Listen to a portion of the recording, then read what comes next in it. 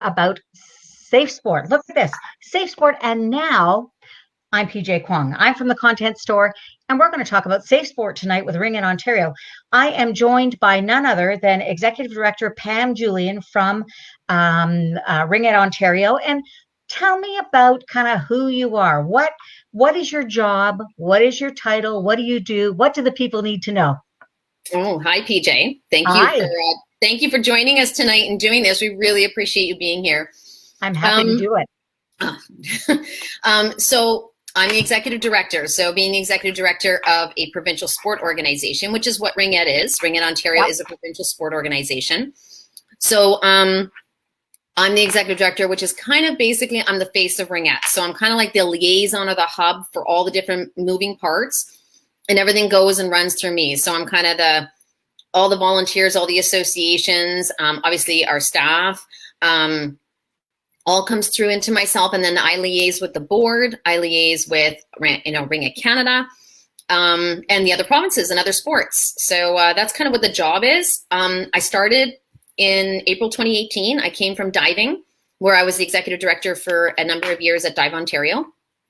So very different sport.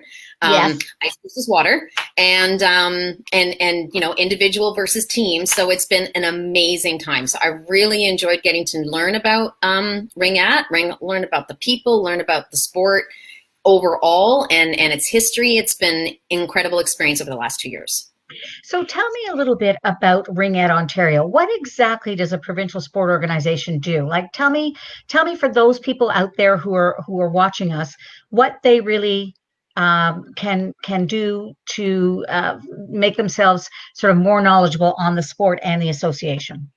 Well, a provincial sport organization is really the umbrella organization for all the clubs and associations within the sport. So if you're a recognized PSO, as we are, we receive a base grant from the Ministry of Ontario, the Tourism, Sport, Culture and Heritage. I believe I got the acronym, the numbers right. And we have to go through a grant application every couple of years, where we have to then show and prove that we have the proper policies, the proper procedures in place, and that our associations are following those. We're the ones who basically take all the rules from Ringette Canada and put them down into the province. We manage the clinics for coaches and officials, high performance, as well as the grassroots programming that we get from Ringette Canada and bring it down into the province. We also manage the policies and the procedures and discipline and complaints. Gosh, there's so much. Human resources, volunteer management, a lot of different moving parts. It's interesting. I think you would probably agree with me, but I'm not going to put words in your mouth. This is a strange time in the world. Wouldn't you say so? Oh my gosh, yes. Yes, very strange. Yes. So if you could maybe share with the audience and with me a little bit about what Ringette Ontario is doing to prepare for the 2020-2021 season. That's a hard thing to say, by the way. I've been practicing that one all day. So preparations are undoubtedly underway. Planning's underway. What can you share with us about that? Well, obviously, our season did not end the way we were hoping, and we had to shut down the middle of AA provincials and then not go forward with A or U12, which was disappointing to all of us. And, we felt horrible about the decision, but we had to abide by public health and their requirements and protocols that they put in place. So since that's happened, we have not stopped. We have been in meetings at the board level. We have put in 3 different committees, working groups that we've pulled members of our constituencies from regions and fish eating and coaching and players in terms of trying to figure out what next steps are. So we have a season coordination committee, we have a health and risk regulation committee, as well as a rule modification committee. So we're looking at all the different aspects of what it's going to be like to come back, and when we can get back on the ice, keeping in mind that we're going to have to abide by public health requirements and protocols within each municipality. And there's 17 different health organizations in Ontario, and they're not in alignment in what they're going to be doing. So we have to be, I know. So whatever we come up with, we have to make sure that we're also keeping in mind that it's going to be different in every situation. So we have to come out with different phases of what that would look like depending on where you are and what your municipality is letting you do. In addition, we've been working with a lot of other sports and sharing resources and best practices. And recently, ice sports have gotten together and kind of formed our own kind of ad hoc working group where we're working together to try and come up with some harmonized approaches to when we deal with facilities and how we're working with the facilities. And we've been in contact with the Ontario Recreation Facilities Association, who oversee all the facilities. So it's been a really great opportunity to learn from them and see what's going on there. It's been, as I said, it's been constant. We've been working on all these different return to activity and return to play protocols. Ringette Canada is also now putting in couple committees, which we will be sitting on as well. And I recently sat on one of the subcommittees to the Amateur Sport Advisory Panel to the Ministry. So I worked specifically in the safety and sport area and biophysicals. So lots of work being done and being thought of so that when we are allowed by the ministry and our phase is opened up, we're ready to go. So we're creating all sorts of things, resources for the associations, as well as guidelines for parents and athletes, coaches, officials. Well, and as you talked about, there are lots of different stakeholders within the sport. I mean, and lots of different age groups within the sport of ringette. So you're looking at many different groups who are all trying to get back on the ice and to get back to a season and to whatever the new normal is, in our world. So with that in mind, what additional plans does Ringette Ontario have for the upcoming season? Like, are you planning different kinds of resources, like webinars, for instance, or anything along those lines? What can you share with me?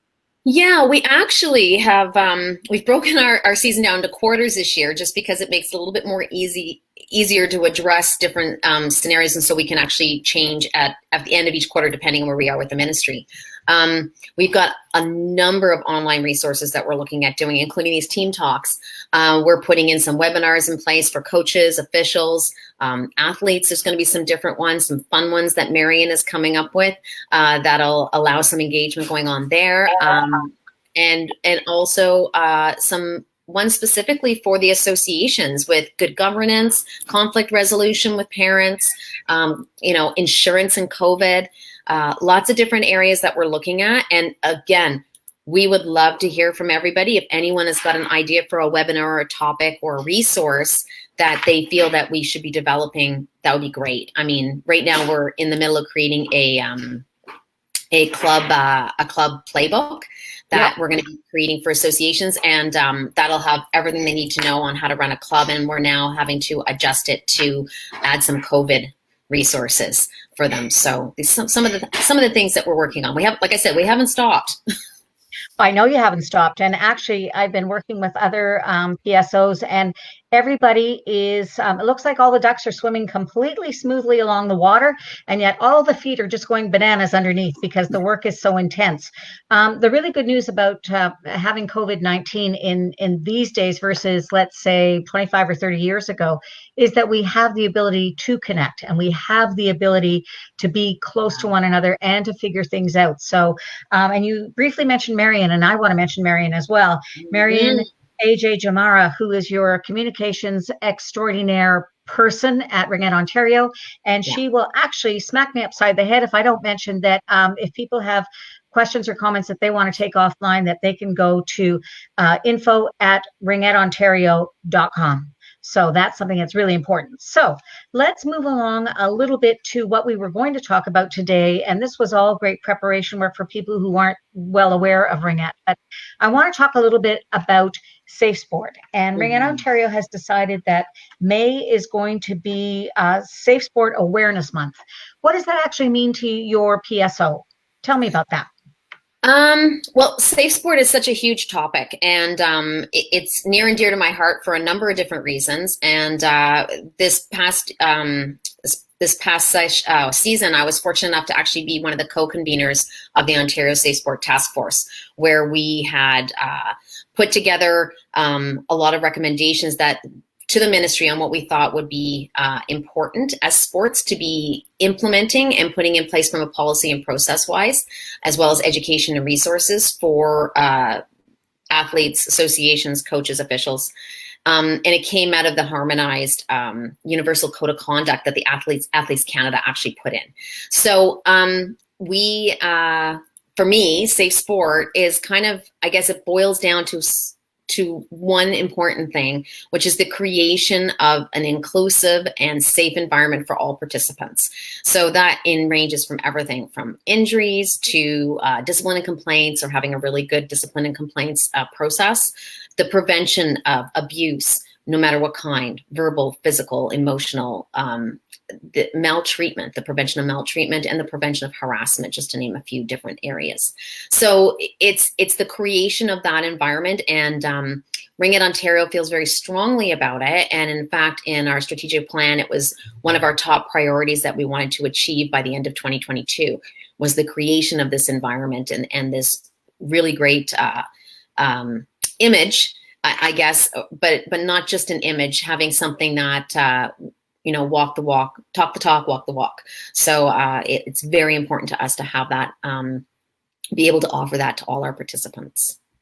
It's such an interesting thing, and I'm somebody who's always interested in sort of the backstory. So let's talk a little bit about the framework. Obviously, you must have education pieces in place, policy. Tell me about the framework that you are putting into place in order to address safe sport. Well, we started with policies. So we've got a very strong safe sport suite of policies. And then we've now moving more into the education area. So for instance, I had released a couple weeks ago a report on the screening policy. So breaking it down and explaining it. Today, I released the safe sport policy breakdown, and we'll be doing that all the way through, as I'll be going through the different policies and explaining them and why we put them in place and what the purposes are. I also strongly encourage, as well as what we have been doing all along, is Coaches of Ontario recently put out a safe sport webinar that's 90 minutes long and free, and we're strongly encouraging all our members to take it. It's a really great overview. They've done a fabulous job in terms of explaining and breaking it down, because I think the big thing is that a lot of people are not aware of what actually is and is not appropriate sometimes. And we come from a generation where coaching was done a certain way, and it's not necessarily the right way anymore. So, and I can speak from that from personal experience, having been an athlete as a younger adult. So, part of that, the policies, the education, the transparency, the communication, and the constant encouragement to our membership to reach out to us with questions, reach out to us with concerns. And yeah, I think that's really what we're starting with. Just to kind of get the information out there and to start educating membership. It's going to take a bit of time, because obviously it's not a well-known term yet. And in fact, I like to call it values in sport, or sport values, as opposed to safe sport sometimes, values-based sport. You know what? I like that very much, because truly, sport is supposed to be safe. I mean, we don't throw kids out there onto the field of play in order to become injured or to be abused in any way. So I think that it's just bringing something more into the collective consciousness that is important. And as a former coach with 25 plus years experience, I certainly have seen my fair share of situations where I thought, I'm not really sure about that. So I'm really glad, as a parent, former coach, former athlete, that all these things are coming into focus. We're going to take a bit of time to talk about two specific aspects of safe sport. The first one we're going to talk about is Rowans Law. As you know, but maybe our audience does not, that there was a young athlete, Rowan Stringer, who died in 2013 of successive concussions. This was a rugby player, and she played something like 6 times over 3 days, and it cost her life. Yeah. So she is the inspiration for Rowans Law. I want to know how Rowans Law impacts Ringette Ontario. Well, it's interesting, because I'm not sure if everybody knows, but Rowan Stringer was also a Ringette player in the Ottawa area. Didn't know. Yeah. So So Rowan is very near and dear to the hearts of the Ringette community. So for us, it was even more impactful when she did pass from secondary impact syndrome. So when the ministry her parents lobbied successfully to get a law passed in her name. And it's really, it's about educating our members, coaches, participants of all kinds, adults through to young adults and their parents about concussions and the dangers of concussions and the dangers of either not reporting or not managing them appropriately. So the ministry has put in place a series of concussion codes of conduct that they want everyone to sign off as having read, but they've also provided us with age-appropriate concussion resources that all the parents are supposed to go through with the athletes so the athletes can go through by themselves. Coaches are also supposed to sign these codes of conduct, agreeing that if there is a player who has sustained a suspected concussion, that they will be removed from the field of play. We also have to have somebody who's dedicated on the bench, who is the person who handles the injury reporting, but also makes sure that if an athlete is injured, they are removed from play.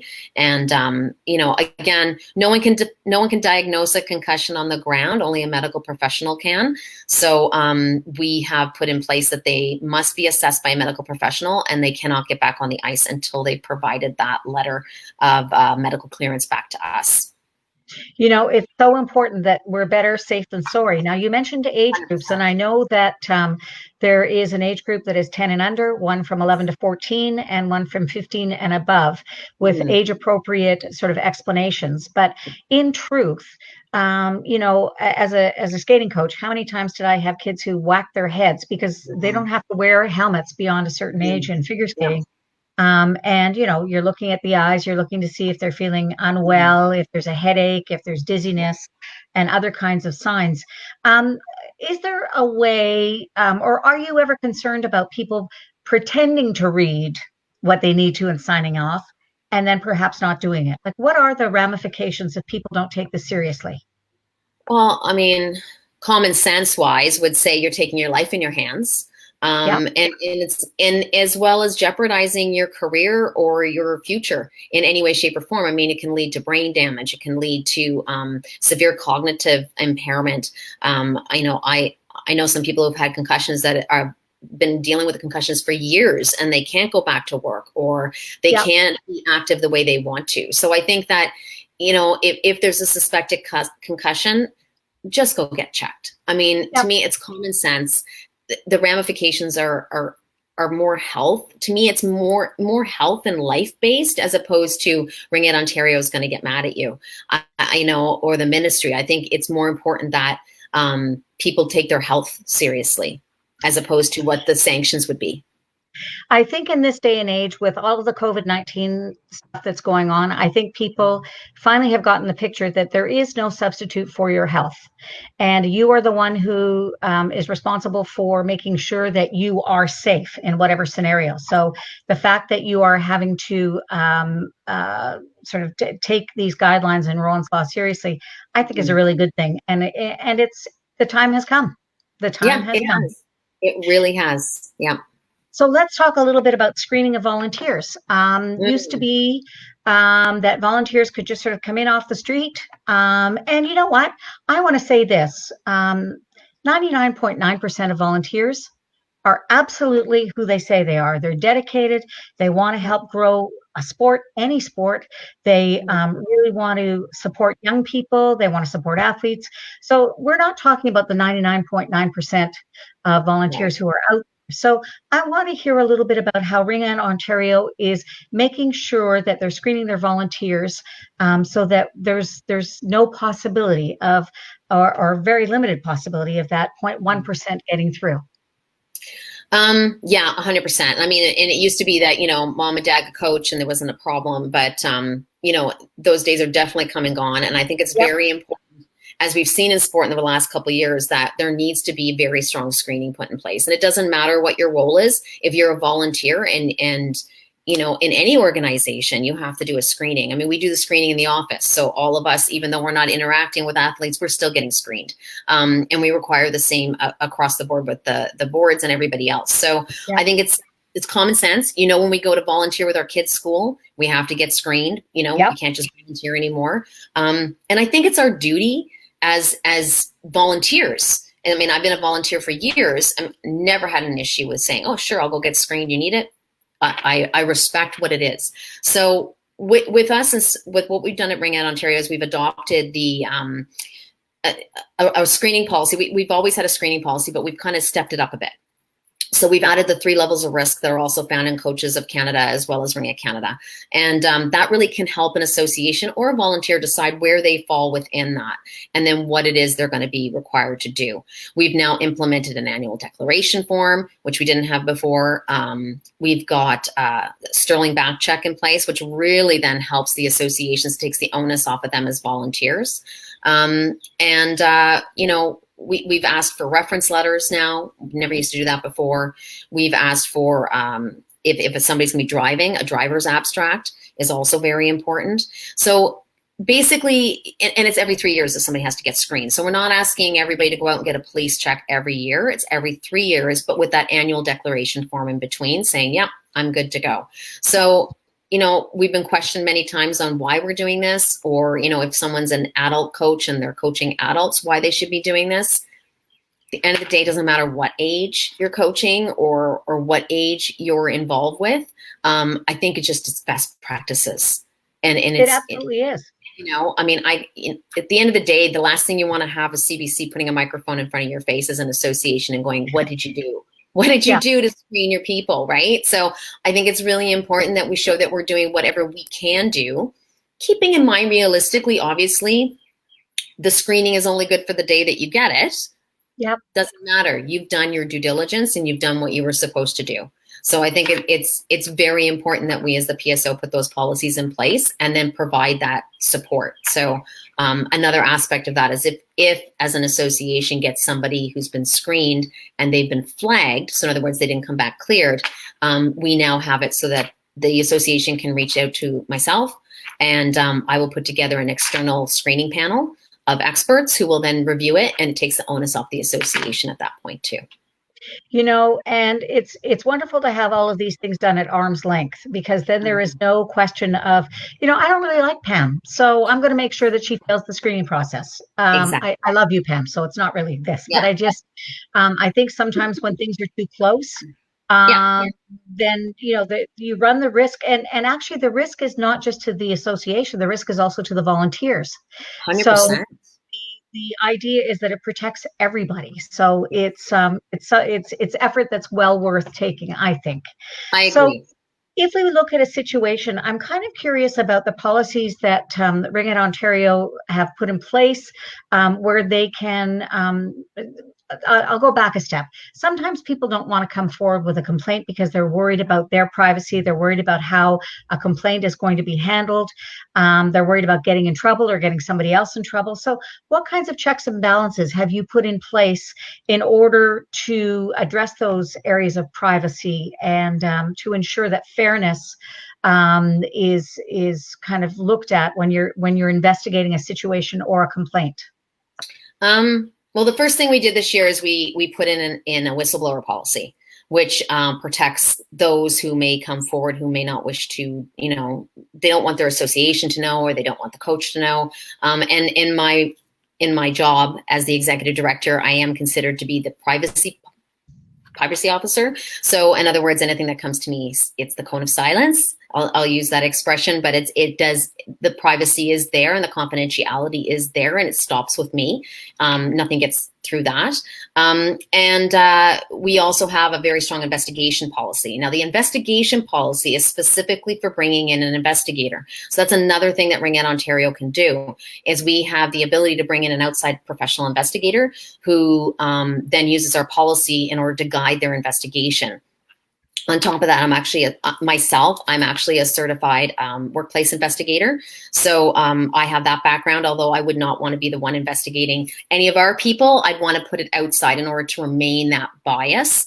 But it allows me to actually be able to look through things constructively and put that lens on things that come across my desk.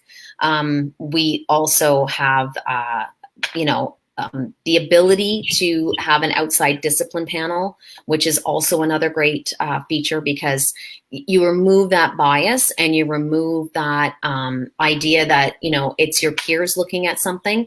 It's actually going to be people from outside the sport. And myself, I've actually sat on 2 other sport discipline panels, and I've done that for them. So again, we have that network in the sport community where we can support each other, which really helps. And there's another sort of interesting idea, and that is about punishment or consequences. Are there sort of strict guidelines where that's concerned? How has Ringette Ontario been able to decide what's going on where that's concerned, if needed? Our discipline and complaints policy is actually very well written. It has it breaks down a complaint. So whether it's a minor or major infraction, and then the procedures that we have to follow in order to either investigate or review, and then those sanctions are then determined. And we actually have sanctions, suggested sanctions, non-inclusive, in that policy to show basically what we're thinking and how we're guided in making our decisions. I think, first of all, great comment from Mary Satterson. Love how Ringette Ontario supports the members. Thank you, Mary. That's nice to hear something positive. Yay. And you know what? I love it too. I may even get my skates back out, dust them off. I haven't coached in a long time, but you just don't know what I'm going to do next. So who should participants contact if they feel like their safe sport environment has been put at risk? That's a great question. It's a really great question. And I mean, while I understand that, and again, this goes to that whistleblower or that confidentiality thing. And I would strongly encourage anyone who felt like something was going on to reach out to myself.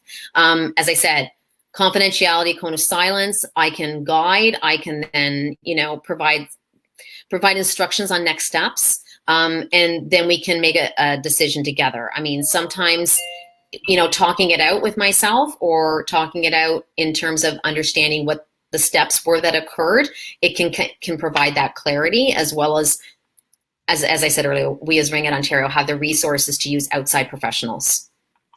Outside professionals, again, that arm's length thing makes it much easier. Certainly not uncomplicated, but certainly it makes for a much more clear pathway into discovering what's going on. And I should add to that if it is a criminal offense, you should be reaching out to the different bodies that are put in place that are professionals in that area, and not to myself necessarily. And there's definitely a lot of helplines that are out there that you can access as well, if you don't feel comfortable coming to me. And you know what? The starting place for a lot of this is at the website, which is ringetteontario.com. There's lots of great information. I was looking through it before getting prepared for this particular interview. And ringetteontario.com/safesport is where you can find information specifically on this topic, but everything else is sort of on there. So we got 4 different groups we're talking about. We're talking about players, coaches, spectators, officials, and actually parents. Sorry, yes. There's 5 of them. Yes. So I want to know, are there a couple of ways that you can suggest that they can help make Ringette safer for everybody?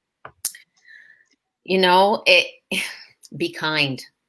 Honestly, that's what I keep saying all the time. I mean, the officials that are on the ice, those are somebody's daughters or sons. They love the sport. That's why they're officiating. So yelling and screaming isn't good. It's that car ride home with your kids. There's so many great articles and resources on being a sport parent. I suggest, getting into some of them. I know we've shared some of those. There's some really great websites with that. And, as a parent, active listening is big. It's key. Listening to what your kids are saying or not saying, being aware of what's happening and who's around your child. But for me, it's be kind. Be kind. Everybody be kind. Common sense, but it's my favorite thing to say. Kindness. Be kind. Well, and it costs nothing. So nobody needs to go to the store to get the kindness equipment. It's already there. And at the end of the day, all of us who are involved in sport, we just want to make it great for the players. And how we do that is by, you're right, being kind, leading by example, I think is always a really good one. And then just loving your sport, and just carrying all those memories through, is something that is so important and so special for all of those players out there. So I'm going to ask you for one quick question. Tell me one word that describes Ringette for you. Oh my goodness, you really put me on the spot with this one. There's so, you know what? So hard. There's so many words that describe this sport, and I have to say that I have fallen in love with this sport and the values that this sport puts out in everything it does. I mean, I think the biggest word is passion. That was my word. See, you know, and I mean, I can't get over the passion of the people that are involved. I mean, they're lifers, right? It's just like a legacy that's involved. Like, I mean, the volunteers, I've never worked with volunteers like this before in my life. That they just go over and above. Anybody who's involved in this sport, I mean, all you ever hear are the wonderful things about it, and what it's provided them, either as an athlete, a coach, or an official. I think that, you know, there's that cliche of sport is the training ground for life, but I honestly feel like Ringette is the training ground for success. And to me, it's such an incredible sport. Everything that girls and males, everybody learns on the ice, it's amazing because it can be transferred through to, as we say, from the ice to the boardroom. And you know what? That is exactly right. The skills that we've all learned in sport, either as former participants or as coaches, that is what has sort of taken us forward. So I want to thank you so much for taking the time to detail what goes on at Ringette Ontario and for talking about safe sport. And I just want to remind everybody that if you want to be in touch with Ringette Ontario, there's the email address. It's info@ringetteontario.com. Ringette Ontario has a really robust social media strategy. So if you want to follow them on Twitter, it's at Ringette Ontario. If you want to go on Instagram, it's at RO Provincials. Look for them on Facebook and like them, and subscribe to their YouTube channel. And thank you for this wonderful half hour. And backstage there, Marion AJ Jamara, you are the best producer in the history of the world. She's my rock star, man. She is my rock star. You know what? She's amazing. Honestly, amazing. She is. And so are you. Thank you so much, PJ, for coming on and do this. It has been totally my pleasure. So I'm PJ Kwong for the Content Store. This is Pam Julian, Executive Director for Ringette Ontario. And that's it for now. We'll see you again, Ringette family. Everybody, stay safe. Thank you. Good night, everybody.